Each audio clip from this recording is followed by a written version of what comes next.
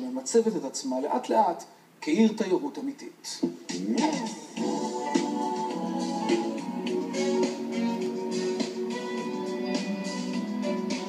החדשות האחרונים על אשדוד לא ממש הראו את המראות האלה.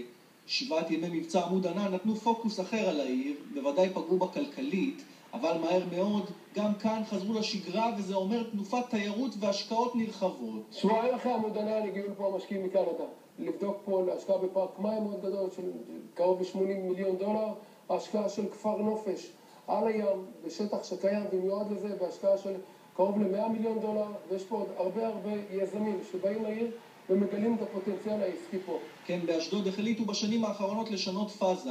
מעיר נמל מנומנמת, יש שיאמרו אפרורית, החזון הוא להפוך לעיר תיירות מובילה. אנחנו מכוונים בפרויקטים שלנו בכמה רמות. 1, לתושבי העיר, 2, תיירות פנים, 3, לתיירות חוץ.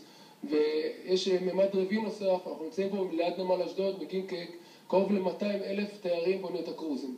והנתונים מסבירים את הכל. ב4 השנים האחרונות עלתה השקעה של עיריית אשדוד בפיתוח התיירות מכ4 מיליון שקלים עד כ53 מיליון שקלים בשנה שחלפה. פארקים נבנו במאות מיליוני שקלים, אמפיתיאטרון ענק הוקם. ובכל זאת, העיר אשדוד לא ממש מקושרת בדרך כלל עם התחום התיירותי, בוודאי לא עם פוטנציאל כלכלי תיירותי, ואולי משהו שהולך לשנות את זה סממן לקראת הבאות. פתיחת בית המלון הראשון זה עשרות שנים בעיר הזאת בחודש הבא. אני בכלל כל פעם שואל את עצמי איך זה שעד היום לא נפתח מלון באשדוד. יש פה קהל יעד, הן מצרפת והן מרוסיה והן מדינות אחרונות, שגם ככה עד היום היו מגיעים פה לאשדוד לבקר את המשפחות וכדומה, בעיקר בחגים ובקיץ, כמו בכל עיר גדולה אחרת בארץ, כמו בתל אביב וירושלים. ואותו קהל יעד היום שכבר מסתובב פה ונמצא פה היום בחופשת הקריסמס ונכנס למלון, מתלהב וכבר מבצע הזמנות לעונות השיא. מלון הבוטיק הזה שבו השקיעו היזמים יותר מ100 מיליון שקלים הוא הראשון משניים שיפתחו באשדוד השנה. יהיה גם מענות גם מתוך תושבי העיר, גם אנשים שרוצים לערוך במלון שבת חתן, ואנשים שרוצים להתעלל כלולות שלהם לעשות במלון. כן, אנחנו רואים התלהבות גדולה. מדובר בחלק מתוכנית כוללת לבניית 8 מלונות וגם כפר נופש אחד, מאות מקומות תעסוקה ישירים ועקיפים, וכמובן פרנסה רבה מהתיירים שמגיעים לכאן, ועד היום נאלצו ללון מחוץ לעיר. רצינו ללכת למלון באשדוד, אבל אין מלונות. אתם יודעים שעכשיו פותחים? אמרו לנו שיש עכשיו, כן. זה עוד לא נפתח. מה? החודש הבא, אז יפה, אז נבוא למלון. אז למדנו משהו. אז אתם הקליינטים של המלון בטוח. אין בעיה, באמת.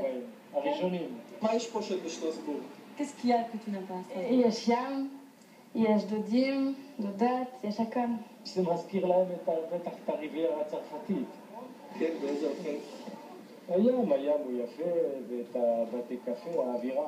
באשדוד מתכוונים לקחת בדיוק אסוציאציות מסוג זה ולפתח אותן הלאה. מהלך השנה התחיל לבנות פרויקט של 400 מיליון שקל, שזה הפרויקט הגדול במדינה, להפוך את חוף אשדוד, שאתם רואים מהנמל, ועד קצה של העיר למונטה קרלו של ישראל. התייר הגרמני, האוסטרי או האיטלקי, הוא יבוא ויגור כאן, ויצא בבוקר מפה לבית לחם, לירושלים, למקומות הקדושים לנצרות, ויחזור לכאן, גם יהיה לו יותר זול, גם יהיה לו יותר אטרקטיבי. ואם הוא יוצא בלילה גם לנסוע לתל אביב, הוא ימצא את הדרך, ב-20 דקות הוא יהיה במרכז תל אביב.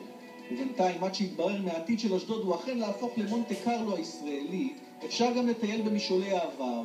אשדוד זה עיר מדהימה, והמיוחד מה שאף אחד לא מכיר אותה.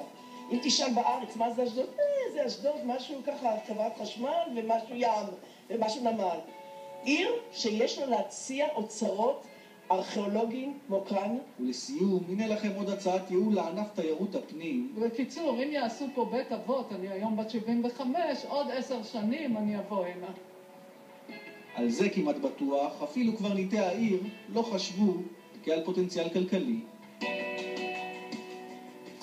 עכשיו לפינת המשפט שלנו.